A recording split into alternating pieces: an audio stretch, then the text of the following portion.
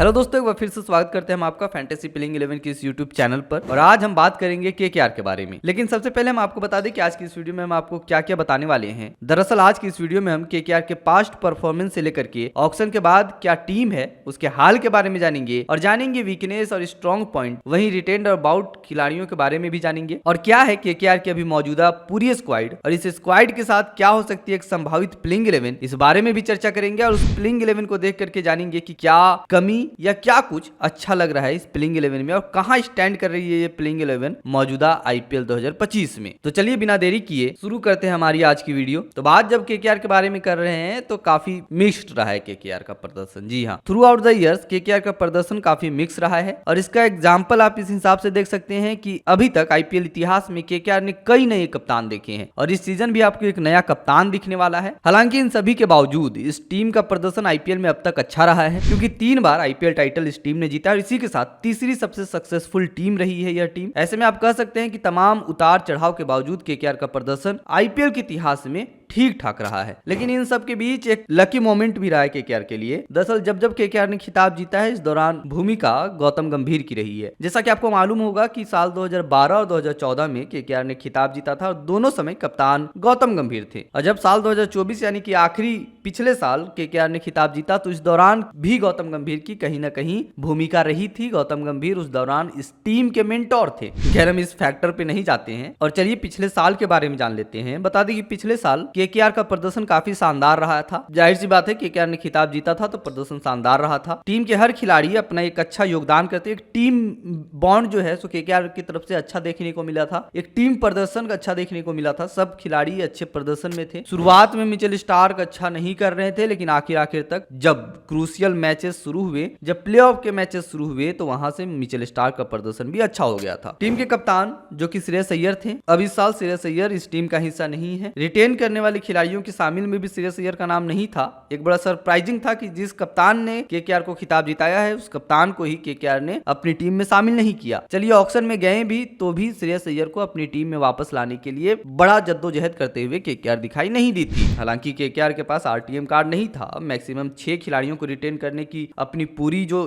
कोटा था, पूरा कोटा था, उसे फुल कर लिया था केकेआर ने। तो ऐसे में श्रेयस अय्यर एक मेजर मिसिंग रहने वाले हैं केकेआर के लिए और मुझे नहीं लगता है कि इसे पार्ट पाना केकेआर के लिए बड़ा आसान होने वाला है, क्योंकि अभी मौजूदा स्क्वाड जो केकेआर को अब देखेंगे तो आपको एक बड़ी कमी दिखाई देगी कि केकेआर में कप्तानी कौन करेगा। हालांकि अभी भी कप्तानी करने के लिए कई बड़े नाम हैं, लेकिन इन सब के बावजूद जब आप आईपीएल में एक कप्तान के तौर पर देखते हैं तो उस कप्तान को आप चाहते हैं कि एक लंबे समय तक यह आपकी टीम के लिए कप्तानी करे। लेकिन फिलहाल ऐसा कोई खिलाड़ी केकेआर के स्क्वाड पर दिखाई नहीं दे रहा है। इसलिए केकेआर को चाहिए था कि केकेआर इस खिलाड़ी के ऊपर जाए, श्रेयस अय्यर पर बोली लगाए। यही नहीं, केकेआर ने नीतीश राणा पर भी बोली नहीं लगाया। एक बड़े मेजर मिसिंग आपको जो है सो नीतीश राणा दिखाई दे सकते हैं, जो कि आईपीएल 2025 में केकेआर का हिस्सा नहीं होंगे। इसके अलावा मिचेल स्टार्क जो कि आपको 2025 में केकेआर के उस चैंपियन टीम का जो हिस्सा थे वो नहीं होंगे। एक बड़ा मेजर मिसिंग ये भी हो सकता है। फिर बावजूद इसके केकेआर की जो कोर टीम है अभी भी बनी हुई है और केकेआर उन टीमों में शामिल थी जो चाह रही थी कि सबसे ज्यादा खिलाड़ियों को रिटेन करने का मौका मिले और 6 खिलाड़ियों को जब रिटेन करने का मौका मिला तो केकेआर ने 6 के 6 खिलाड़ियों को रिटेन कर डाला। दरअसल केकेआर ने रिंकू सिंह को रिटेन किया।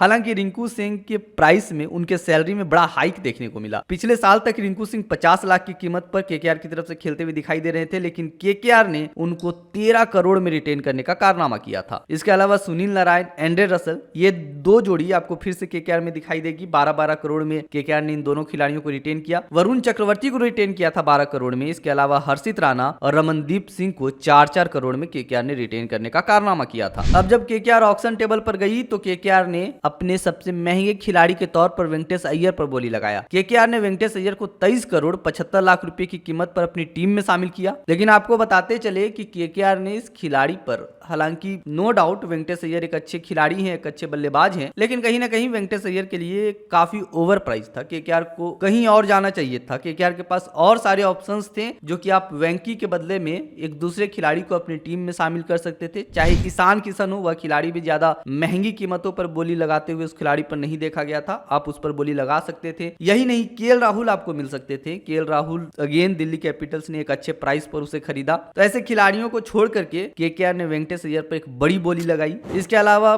एनरिक नॉकिया, क्विंटन डिकॉक जैसे खिलाड़ी को शामिल करके केकेआर ने एक अच्छी सूझबूझ तो दिखाई ही दिखाई, लेकिन अगेन मार्की खिलाड़ियों में भारत के कुछ बड़े खिलाड़ियों को शामिल करना चाहिए था केकेआर को। आखिर कब तक केकेआर शाहरुख खान के नाम के साथ अपना प्रचार करते रहे कि भाई कोई बड़े खिलाड़ियों को टीम में शामिल करो। फिर आखिर में अजिंक्य रहाणे और मोइन अली जैसे दो खिलाड़ियों को केकेआर ने अपने स्क्वाड में शामिल किया और यही दो खिलाड़ी अब लग रहे हैं कि इस टीम में कप्तानी करते हुए देखे जाएंगे। हालांकि जहां तक चीजें साफ हो चुकी है कि आपको अजिंक्य रहाणे ही केकेआर में कप्तानी करते हुए दिखाई देंगे। अब चलिए आगे बढ़ते हैं और टीम की पूरी स्क्वाड के बारे में जान लेते हैं। दरअसल इस टीम में अब रिटेन और फिर खरीदे गए खिलाड़ियों के बाद जो पूरी स्क्वाड बनती है उसमें शामिल है रिंकू सिंह, एंड्रे रसेल, सुनील नारायण, रमनदीप सिंह, हर्षित राणा और वरुण चक्रवर्ती। ये 6 खिलाड़ियों को केकेआर ने रिटेन किया था। इसके अलावा जिन खिलाड़ियों को केकेआर ने खरीदा है इसमें वेंकटेश अय्यर का नाम शामिल है, साउथ अफ्रीका के क्विंटन डिकॉक हैं, रहमानुल्लाह गुरबाज हैं, एक बार फिर से आपको केकेआर की तरफ से दिखाई देंगे, एनरिक नॉकिया हैं, अंक्रिश रघुवंशी इस खिलाड़ी को केकेआर ने खरीदा, एक अच्छा इन्वेस्टमेंट आप समझ सकते हैं इस खिलाड़ी पर। वैभव अरोड़ा को एक बार फिर से आप केकेआर की तरफ से देख सकते हैं, मयंक मार्कंडे को खरीदा है, रोमन पावेल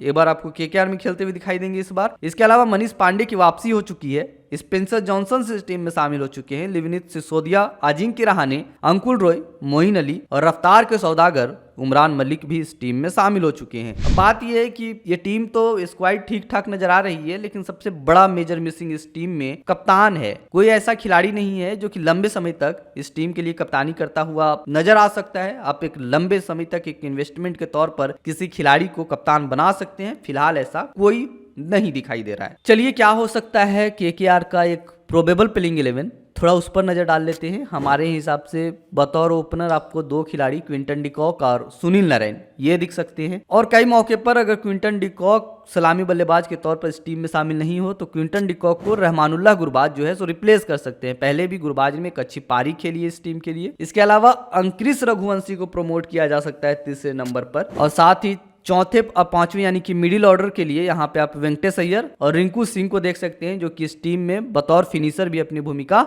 निभा सकते हैं। हालांकि फिनिशर तो इस टीम में कोई और ही है, इसके बारे में भी हम आपको बता रहे हैं। इसके साथ आप 6ठे या 7वें नंबर के लिए रमनदीप सिंह और जैसा कि हमने आपको बताया कि फिनिशर एंड्रे रसल को देख सकते हैं, जो कि इस टीम के ऑलराउंडर भी हैं। इसके अलावा आप वरुण चक्रवर्ती, हर्षित राणा, ये दोनों एक की बॉलिंग ऑप्शन इस टीम के लिए साबित हो सकते हैं। साथ ही इस टीम में जगह बन सकती है रफ्तार के सौदागर उमरान मलिक की, और इसके अलावा एक आखिरी गेंदबाज के तौर पर स्पेंसर जॉनसन हो सकता है। हालांकि एक और चीज आपको मिसिंग लग रही होगी इस प्लेइंग 11 में कि इसमें अजिंक्य रहाणे का नाम कहां शामिल है, क्योंकि अजिंक्य रहाणे को माना जा रहा है कि इस टीम की कप्तानी करेंगे। अगर अजिंक्य रहाणे इस टीम की कप्तानी करते हैं तो फिर अंक्रिश रघुवंशी को बैठना पड़ सकता है और उसकी जगह अजिंक्य रहाणे खेलते हुए आपको दिखाई देंगे। खैर अगर अजिंक्य रहाणे बतौर कप्तान नहीं होते हैं तब फिर आप उसको इम्पैक्ट प्लेयर के तौर पर देख सकते हैं। इम्पैक्ट प्लेयर के ऑप्शंस पे आपको अजिंक्य रहाणे, मनीष पांडे ये 2 खिलाड़ी हो सकते हैं जो कि इम्पैक्ट प्लेयर के तौर पर आपको खेलते हुए दिखाई दे सकते हैं। अगेन मैं आपको कंडीशन भी बता रहा हूं कि आखिर किस कंडीशन पर कौन खिलाड़ी आपको खेलता हुआ दिखाई दे सकता है। इसके अलावा अगर